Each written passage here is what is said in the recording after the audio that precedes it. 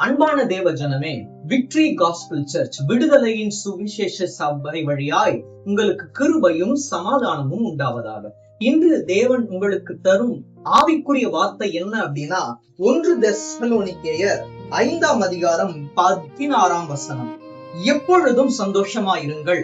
இதுல ஒரே வார்த்தையில இருக்கு, எப்பொழுதும் சந்தோஷமா இருங்க. என்ன ஆனாலும், நம்மளோட வாழ்க்கையில் வியாதி வந்தாலும் துக்கம் வந்தாலும் எப்பொழுதும் நம்ம சந்தோஷமா இருக்கணும். எப்படி ஆவிக்குரிய வாழ்க்கையில நம்ம சந்தோஷமாக இருப்போமே ஆனால் நம்மளோட வாழ்க்கையை சீர்பொருந்திய அநேகருக்கு சாட்சியா இருக்கக்கூடிய ஒரு வாழ்க்கையாக தேவன் மாற்ற வல்லவராய் இருக்கிறார். எப்பொழுதும் நம்ம என்ன பண்ணணும்? சந்தோஷமா இருக்கணும். நம்ம துக்கப்படுறதுனால நம்ம ஒரு முழத்தை கூட்டவும் முடியாது, குறைக்கவும் முடியாது. அதனால நம்மளோட வாழ்க்கையை தேவனிடம் ஒப்புவித்து நாம் ஜெப வாழ்க்கையில் உறுதியா இருந்து விண்ணப்பம் செய்து கொண்டே இருப்போமே ஆனால் தேவன் நம்மளுடைய வாழ்க்கையை சந்தோஷத்தில் நீந்தும்படியாக செய்வார்.